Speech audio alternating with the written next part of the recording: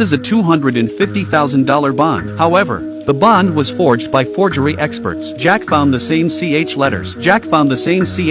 As the bond, but then the teapot appeared out of nowhere and stopped the two men. Jack said he admired the teapot's skill, but the teapot wasn't too friendly to him. Then, on the pretext that the church was still being restored, the two men were driven away. The next day they learned that the teapot had booked a flight for a week later to Holland. It seems the teapot was alerted. If they don't catch the teapot this time and let him run back home, Jack would be sent back to prison to serve another sentence. So Jack finds his good friend Mike again. He asks him to use all his connections to find out about the bond. 2 days later, Mike gave Jack a note. According to the address on the note, Jack and the two of them found a warehouse. At that moment they heard the sound of a printing press in the warehouse. Jack concluded that the bonds must be being printed inside, but there was no evidence. Smith could not apply for a search warrant. At this point, Jack was running out of time. The next day Jack looked at his electronic shackles. Suddenly a brilliant idea came to him. He took his car keys. He drove alone to the warehouse. Then he got out of the car and grabbed his camera. He started taking pictures of the warehouse. After successfully angering a few thugs at the door, Jack was escorted into the warehouse by the thugs. Here Jack saw piles of books on the floor, and the machine was constantly printing bonds. Then the thugs put Jack in a glass room. At that moment, the teapot came cursing. Jack took a look and locked the door. And this glass room happens to be bulletproof. So the teapot ordered someone to get the key. And Jack sat down and started to taunt the teapot. "Are you too proud of yourself